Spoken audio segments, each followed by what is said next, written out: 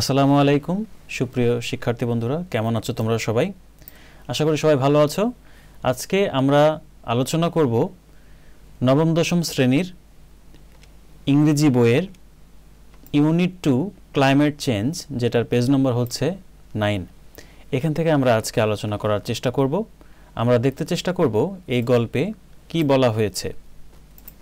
আমাদের গল্পের টপিকটা হচ্ছে দ্য গ্রিড অফ মাইটি রিভার্স, যেটা লেসন 1-এ রয়েছে। তোমরা সবাই জানো যে গ্রিড মানে হচ্ছে লোভ, এটা হচ্ছে নাউন। এরপরে দেখো এখানে রয়েছে মাইটি রিভার্স, অর্থাৎ শক্তিশালী নদী, ক্ষমতাধর নদী বা বিক্ষুব্ধ নদী। ঠিক আছে, যে নদীটা অনেক বেশি ভাঙতে জানে, অনেক বেশি বিক্ষুব্ধ। So the grid of মাইটি reverse মানে হচ্ছে শক্তিশালী নদীগুলোর যে লোভ, সে লোভ সম্পর্কে এই গল্পতে বলা হয়েছে আর কি। এখানে তোমাদের প্রথমে বলা হয়েছে read the following text and answer the questions. প্রথমে তোমাকে সম্পূর্ণ টেক্সটটা পড়তে হবে, এরপরে এখান থেকে যে কোশ্চেনগুলো রয়েছে সেই কোশ্চেনগুলোর আনসার করার চেষ্টা করতে হবে। দেখো এখানে একটা ছবি দেওয়া রয়েছে। At first, what we see in this picture here, আমরা এই ছবিতে যেটা দেখতে পাচ্ছি সেটা হচ্ছে একজন মহিলা যে তার কুঁড়ো ঘরের সামনে বসে আছে। বাম পাশের ছবিতে এটা দেখা যাচ্ছে। ডান পাশের ছবি দেখা যাচ্ছে যে খুব ভাঙা একটা ঘর, সম্ভবত ঝড়ে পড়ে গিয়েছে সামথিং। এর সামনে একজন মহিলা কিন্তু বসে আছে, খুবই বিমর্ষ, খুবই দারিদ্র পীড়িত একজন মহিলা মনে হচ্ছে। তো এই গল্পটার প্রধান চরিত্রের নাম হচ্ছে মেহেরজান। তার জীবনকে ঘিরেই মূলত এই গল্পটা লেখা হয়েছে। তো চলো আমরা গল্পটা পড়া শুরু করি। So Meherjaan lives in a slum on the Sirajganj town protection embankment. Meherjaan আমাদের গল্পের নায়িকা বা প্রধান চরিত্র।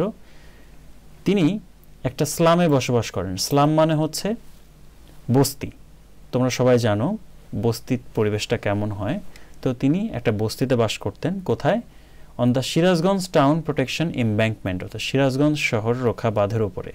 এমব্যাঙ্কমেন্ট মানে হচ্ছে বাঁধ, প্রোটেকশন মানে হলো রক্ষা। তো মেহেরজান কোথায় বাস করে? সিরাজগঞ্জ শহর রক্ষা বাঁধের উপরে যে একটা বস্তি রয়েছে সেই বস্তিতে তিনি বাস করেন। The whispering wind from river Yamuna makes the fire unsteady. তো তিনি যখন যে বস্তিতে বাস করেন সে বস্তির পাশেই যমুনা নদী আছে। সে যমুনা নদী থেকে উঠে আসা হুইসপারিং ওয়াইন্ড, হুইসপারিং উইন্ড মানে হচ্ছে ফিসফিসানি বাতাস। হুইসপার মানে হচ্ছে ফিসফিস করা, বাট যদি এখানে ফিসফিসানি বাতাস বলা হয় নাই, মৃদু বাতাস, খুব বেশি জোরেও না আবার খুব আস্তেও না, যে একটা বাতাস থাকে যেটা আসলে আমাদের একটু মৃদু মনে হয় আমাদের কাছে, সে ধরনের বাতাস কোথা থেকে আসে? যমুনা নদী থেকে উঠে আসে। Makes the fire unsteady. তো মেহেরজান তার বাড়ির সামনে একটা আগুন জ্বালায়, সে আগুনটাকে এলোমেলো করে দেয় হচ্ছে এই হুইসপারিং ওয়াইন্ড। আনস্টেডি মানে তো হয়তো তোমরা জানো, আনস্টেডি মানে হচ্ছে এলোমেলো বা অগোছালো, এটাই হচ্ছে আনস্টেডির মিনিং। ওকে, তাহলে দ্বিতীয় লাইন মানেটা কি? যে যমুনা নদী থেকে উঠে আসা একটা হুইসপারিং ওয়াইন্ড বা মৃদু বাতাস মেহেরজানের যে বাড়ির উঠানোর সামনে যে আগুন জ্বালিয়ে রয়েছে সে আগুনটাকে আনস্টেডি করে দিচ্ছে বা এলোমেলো করে দিচ্ছে। Okay, the dancing flames remind Meherjan of the turmoil in her life. তো যখন আগুনটার সাথে বা আগুনের ফুলকির সাথে যখন বাতাসটা লাগছে তখন এই যে ধোঁয়াটা নির্গত হচ্ছে সেই ধোঁয়াটাকে আমাদের লেখক কল্পনা করছেন এটা যেন নাচছে, dancing. The dancing flames, flame মানে তোমরা জানো ধোঁয়া, এই ধোঁয়াটা কি হচ্ছে? ড্যান্স করতেছে। আর এটার দিকে তাকিয়ে মেহেরজান কি করছে? তার জীবনের কষ্টের কথা স্মরণ করছে। টার্মোয়েল মানে হচ্ছে অশান্তি বা কষ্ট, জরা, দুঃখ, এই সমস্ত নির্দেশ করে। তাহলে আমরা দেখতে পেলাম যে মেহেরজান তার যে ফ্লেমটা রয়েছে, আগুন জ্বালিয়েছে, সেদিকে তাকিয়ে রয়েছে এক অপলক দৃষ্টিতে এবং জীবনের কষ্টের দিনের কথা মনে করছে। তাহলে এই প্রথম 3টা লাইন পড়ে আমরা যেটা বুঝলাম সেটা হচ্ছে মেহেরজান সিরাজগঞ্জ শহর রক্ষা বাঁধের উপরে যে একটা স্লাম রয়েছে, বস্তি রয়েছে, সেখানে বাস করে।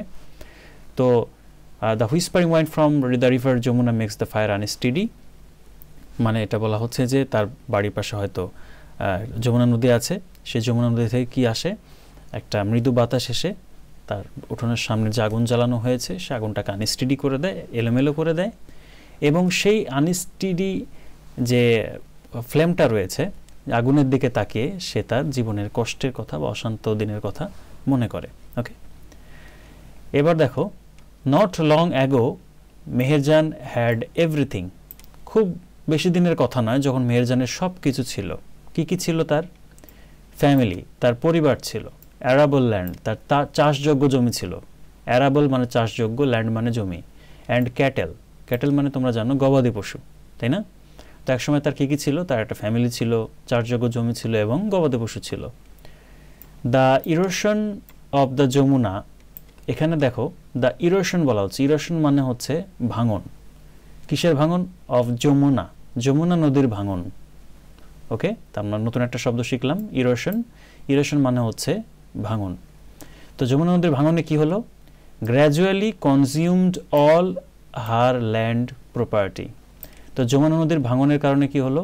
এই যমুনাটা গ্র্যাজুয়ালি মানে ক্রমাগতভাবে, কনজিউম মানে গ্রাস করে নেওয়া, কোনো কিছু গলাদ্ধকরণ করা, গলার ভিতরে পুরে দেওয়া, অর্থাৎ খেয়ে ফেলা, এটা বলা হচ্ছে। তো যমুনা নদীর ভাঙন কি করলো? তার অনেক কিছু খেয়ে দিল। কি কি খেলো? অল হার ল্যান্ড প্রপার্টি, তার যত সম্পত্তি রয়েছে, তার প্রত্যেক যে সম্পত্তিগুলো ছিল, স্বামীর তরফ থেকে যেসব সম্পত্তিগুলো ছিল সবগুলা খেয়ে ফেলেছে কে? লোভী যমুনা, এটা বলা হচ্ছে। সো কনজিউম মানে গ্রাস করা, ইরোশন মানে ভাঙন, প্রপার্টি মানে সম্পত্তি। Okay, it finally claimed her only shelter during the last monsoon. গত বর্ষাকালে তার একমাত্র আশ্রয় ছিল, সেটাও কেড়ে নিল এই লোভী যমুনা। তো ইট ফাইনালি মানে এটা শেষমেশ, ক্লেইমড হচ্ছে দাবি করা বোঝায়, বাট এইখানে এটা কেড়ে নেওয়া অর্থে বুঝিয়েছে। ক্লেইম অর্থাৎ কেড়ে নেওয়া বা দাবি, কেড়ে নেওয়া, এটাই বুঝিয়েছে আর কি। আর অনলি শেল্টার, শেল্টার মানে আশ্রয়, জানো শেল্টার কোনটা? দিস ইজ শেল্টার, তার একমাত্র বাড়ি, যে বস্তি, যে খুব তাদের যে বাড়িঘর ছিল সেটাও কেড়ে নিয়েছে। কখন? During the last monsoon. Monsoon হচ্ছে বর্ষাকাল, তাহলে গত বর্ষাকালে তার একমাত্র যে আশ্রয় ছিল সেটাকেও কেড়ে নিয়ে চলে গিয়েছে। কোনটা? Greedy Jamuna. Okay, it took the river only a day to devour Meher's houses, trees, vegetable garden and the bamboo bush. মাত্র একদিনের ব্যবধানে যমুনা নদী কী করলো? মেহেরজানের যে হাউস, তার বাড়িঘর, তার গাছপালা, ভেজিটেবল গার্ডেন হচ্ছে তার শাকসবজির বাগান, অ্যান্ড ব্যাম্বু বুশ, তার বাঁশের যে ঝাড় রয়েছে, সব কিছু খেয়ে একদম জয় বাংলা করে দিয়েছে। তো মাত্র একদিনের ব্যবধানে তার সব কিছু ভেঙে নিয়ে চলে গিয়েছে কে? যমুনা নদী। এখন দেখো, she had a happy family once. একসময় তার একটা সুখী পরিবার ছিল। ওভার দ্য ইয়ার্স, বিগত বছরগুলোতে, she lost her husband and her family to diseases. তাহলে বলা হচ্ছে যে সে তার স্বামীকে এবং তার পরিবারকে হারিয়েছে। কিসের কারণে? ডিজিজেস, রোগ ব্যাধির কারণে হারিয়েছে। এই রোগ ব্যাধিটা কোত্থেকে সৃষ্টি হলো? That cruel hunger and poverty. এই রোগ ব্যাধিটা সৃষ্টি হয়েছে, ক্রুয়েল মানে নিষ্ঠুর, হাঙ্গার মানে ক্ষুধা, অ্যান্ড প্রভার্টি মানে দারিদ্রতা। তার মানে ক্ষুধা এবং দারিদ্রতা থেকে যে রোগ সৃষ্টি হয়েছে, সেই রোগে তার স্বামী এবং তার পরিবারের সদস্য মারা গিয়েছে। So ব্রট to the family. তো এই গোটা লাইনটার মানেটা কি? মানেটা হচ্ছে এটা যে কিছু বছর আগে কি হলো, সে তার হাজব্যান্ড এবং পরিবারের লোকজন সদস্যকে একটা বিশেষ রোগের কারণে হারিয়ে ফেলে, যে রোগটা সৃষ্টি হয়েছিল নিষ্ঠুর ক্ষুধা এবং দারিদ্রতা, যে দারিদ্রতা তার ফ্যামিলিতে নেমে এসেছিল। Okay, now she is only one left to live with the loss and the pain. She is only one left, এখন সে একাই বেঁচে রয়েছে কি নিয়ে? To live with the loss and the pain, জীবনের যে ক্ষতি এবং কষ্ট নিয়ে সে একা বাস করছে। মানে লস মানে ক্ষতি, পেইন মানে কষ্ট। মানে যেহেতু তার স্বামী, তার ফ্যামিলি এখন কেউ জীবিত নেই, সে এখন অনলি একটা খুপড়ি ঘরের মধ্যে বাস করে, একটা স্লামে বাস করে। সুতরাং এখন তার কাছে শুধু লস আর পেইন ছাড়া আর কিচ্ছু নেই, শুধু ক্ষতি এবং কষ্ট আর অতীত দিনের সুখস্মৃতি রোমন্থন করা ছাড়া তার আর কোনো উপায় নেই। The greedy Yamuna has shattered her dreams and happiness. The greedy মানে হচ্ছে লোভী যমুনা, তোমরা জানো গ্রিডি যমুনা, লোভী যমুনা হ্যাজ শ্যাটার্ড, শ্যাটার্ড মানে পুরোপুরি ধ্বংস করে দেওয়া আর কি কথায়। কি ধ্বংস করে দিল বা নষ্ট করে দিল? হার ড্রিমস, তার স্বপ্নকে, অ্যান্ড হ্যাপিনেস, তার সুখটাকে। তো এই দ্বিতীয় প্যারায় বলা হচ্ছে মেহেরজানের অতীত জীবনের কাহিনী বলা হয়েছে, যে তার কি কি ছিল এক সময়। তার পরিবার ছিল, চাষযোগ্য জমি ছিল, গবাদি পশু ছিল। তারপরে কি হলো? যমুনা নদীর ভাঙন সব কিছুকে কনজিউম করলো, গিলে খেয়ে নিল।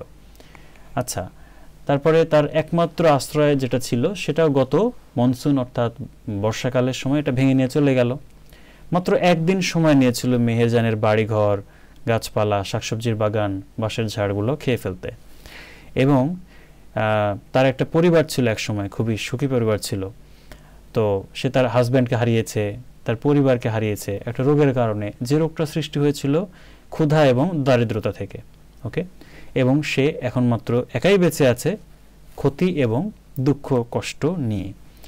আর লোভী যমুনা তার সমস্ত স্বপ্ন এবং সুখটাকে পুরোপুরি ধ্বংস করে দিয়েছে।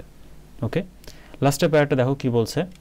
There are thousands other waiting to share the same fate like Meherjaan. There are thousand মানে জানো হাজার। তো মেহেরজানের মতো এরকম হাজারো মেয়েরা ঠিক মেহেরজানের মতো কপাল বরণ করার জন্য অপেক্ষারত রয়েছে। তার মানে মেহেরজান শুধু একা না, তার মতো এরকম অনেক মেয়েরা রয়েছে যাদেরও জমি হারিয়েছে, কারো আত্মীয় স্বজন হারিয়েছে। Okay, Bangladesh is a land of rivers. Bangladesh হচ্ছে নদীমাতৃক দেশ। Some of whose banks overflow. আমরা জানি যে নদীর ব্যাঙ্ক মানে কি? ব্যাঙ্ক মানে কুল, নদীর কুল। ওভারফ্লো মানে উপচে পড়া। পানি যেরকম বর্ষাকালে উপচে পড়ে, এটাকে বলা হচ্ছে।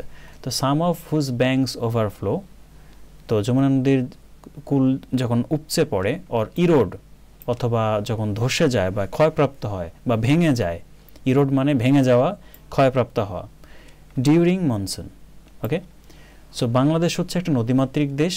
এর কিছু কিছু নদীর কুল কি হয়? প্লাবিত হয়ে যায়, ওভারফ্লো হয়ে যায়, অথবা ইরোড ধসে যায় বা ক্ষয়প্রাপ্ত হয়। কখন?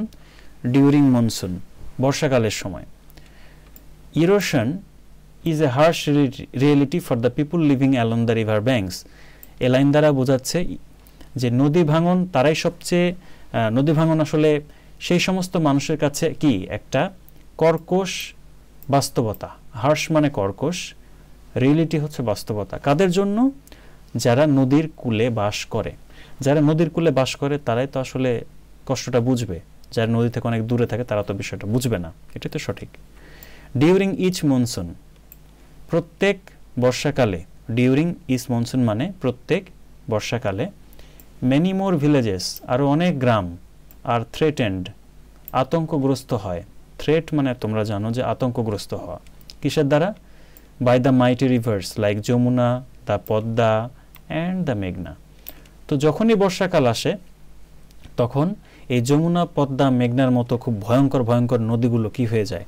লোকজনকে যেন মনে হয় থ্রেট দিচ্ছে যে তোমাদের জায়গা সম্পত্তি খেয়ে ফেলবো, তোমাদের আত্মীয় স্বজন খেয়ে ফেলবো, একদম মানে এইরকম একটা অবস্থা বাংলাদেশে তৈরি হয়। আমরা এটা দেখি, কিন্তু প্রায় দেখি যখন বর্ষাকাল আসে, আমরা কিন্তু টেলিভিশনে হয়তো দেখি, তোমরা হয়তো খেয়াল করেছো বিষয়টা, যে মানুষের দুর্ভোগের শেষ থাকে না। ইট ইজ এস্টিমেটেড দ্যাট একটা হিসাবে দেখা গিয়েছে যে, এস্টিমেটেড মানে হচ্ছে হিসাব করা। ওকে, এস্টিমেট মানে হিসেব করে দেখা।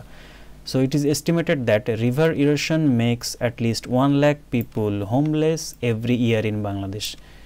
এটার মানে হলো নদী ভাঙনের কারণে প্রতি বছর বাংলাদেশে প্রায় 1 লাখ লোক গৃহহীন হয়। তোমরা জানো রিভার ইরোশন মানে নদী ভাঙন, মেক্স মানে তৈরি করে, অ্যাট লিস্ট মানে প্রায়, 1 লাখ পিপুল হোমলেস, হোমলেস মানে বাড়িঘর ছাড়া, মানে গৃহহীন করে দেয় কত মানুষকে? 1 লাখ মানুষকে প্রত্যেক বছর বাংলাদেশে। ইনফ্যাক্ট প্রকৃতপক্ষে river erosion is one of the main dangers caused by the climate change. এই রিভার ইরোশন যেটা ঘটছে সেটা মূলত ঘটছে জলবায়ু পরিবর্তনের কারণে। তোমরা জলবায়ু পরিবর্তনের নাম নিশ্চয়ই শুনেছো। কেন জলবায়ু পরিবর্তন হয়? সো ক্লাইমেট মানে হলো জলবায়ু, চেঞ্জ মানে পরিবর্তন, কজড মানে কারণে। সো নদী ভাঙনটা হচ্ছে এই সমস্ত ক্লাইমেট চেঞ্জের কারণে যে সমস্ত বিপদ তৈরি হচ্ছে, সেই বিপদের মধ্যে অন্যতম বিপদ হলো নদী ভাঙন। If we can not take prompt actions, যদি আমরা তড়িৎ কোনো পদক্ষেপ না নিই, প্রম্পট মানে তড়িৎ মানে তৎক্ষণাৎ, হ্যাঁ, অ্যাকশন মানে পদক্ষেপ, যদি আমরা তড়িৎ পদক্ষেপ না নিই তাহলে কি হবে? To adapt two climate change, জলবায়ু পরিবর্তনের সাথে খাপ খাইয়ে নেওয়া। যদি আমরা জলবায়ু পরিবর্তনের সাথে খাপ খাওয়ানোর জন্য তড়িৎ কোনো পদক্ষেপ না নিই তাহলে কি হবে? There will be thousands of more Meherjans in our towns and villages every year. তাহলে মেহেরজানের মতো এরকম আরও অনেকেই তৈরি হবে। কোথায়? আমাদের টাউনস মানে শহরগুলোতে, অ্যান্ড ভিলেজেস এবং গ্রামে প্রত্যেক বছর এগুলা তৈরি হবে। সো এটাই হচ্ছে মূলত আমাদের প্যাসেজ। তো লাস্টের প্যারাতে যেটা বলা হচ্ছে সেটা হলো যে মেহেরজান শুধু একা নয়, তার মতো এরকম আরও অনেকেই একই ধরনের ভাগ্য বরণ করতে যাচ্ছে। বাংলাদেশ হচ্ছে একটা নদীর মাতৃক দেশ। প্রত্যেক বছর মনসুন অর্থাৎ বর্ষাকালে এর দুই কূল ছেপে যায়, ভেঙে যায়, যার কারণে কি হয়, ইরোশন হচ্ছে ইজ এ হার্শ রিয়েলিটি, একটা মর্মান্তিক বাস্তবতা কাদের জন্য, যারা নদীর কূলে বাস করে। প্রত্যেকটা বর্ষাকালে কি হয়, নানা নতুন নতুন গ্রাম তারা আতঙ্কগ্রস্ত হয়, কাদের দ্বারা, যমুনা, পদ্মা অথবা মেঘনার মতো নদীর দ্বারা। ইট ইজ এস্টিমেটেড দ্যাট, অর্থাৎ একটা হিসাব কোষে দেখা গিয়েছে যে নদী ভাঙন অর্থাৎ river erosion makes at least 1 lakh people homeless every year in Bangladesh. বাংলাদেশে প্রত্যেকটা বছরে 1 লাখ মানুষ গৃহহীন হয়ে যায়। ইনফ্যাক্ট প্রকৃতপক্ষে river erosion is one of the main dangers caused by the climate change. এবং নদী ভাঙন হচ্ছে এই জলবায়ু পরিবর্তনের ফলে যে সমস্ত প্রবলেম তৈরি হয়, সেই প্রবলেমের মধ্যে অন্যতম হচ্ছে এই নদী ভাঙন। If we can not take prompt action, যদি আমরা তড়িৎ পদক্ষেপ না নিই, কিসের, টু অ্যাডাপ্ট ক্লাইমেট চেঞ্জের সাথে যদি আমরা মানিয়ে নিতে, যদি আমরা তড়িৎ কোনো পদক্ষেপ না নিই, there will be thousands more Meherjans in our towns and villages every year. তাহলে এই মেহেরজানের মতো আরও হাজার হাজার মানুষ আমাদের শহর এবং গ্রামে প্রত্যেক বছর অ্যাড হবে, অর্থাৎ আমাদের দুঃখ দুর্দশা চলতে থাকবে। সো এই হচ্ছে আমাদের প্যাসেজ। এই প্যাসেজ থেকে মূলত আমরা কি শিখলাম? আমরা এটাই শিখলাম যে বাংলাদেশের এই নদী ভাঙনের জন্য বা জলবায়ু পরিবর্তনের ইম্প্যাক্টের কারণে প্রত্যেক বছর মানুষ কী পরিমাণ কষ্ট ভোগ করছে। তো এই ছিল আমাদের সংক্ষিপ্ত ক্লাস। এর পরবর্তী ক্লাসে আমরা পরবর্তী যে টপিকগুলো রয়েছে সেগুলো নিয়ে আলোচনা করব। সো ভালো লাগলে অবশ্যই আমাদের চ্যানেলটাকে সাবস্ক্রাইব করে দিবা এবং আমাদের পাশে থাকবে আশা করছি। ধন্যবাদ সবাইকে।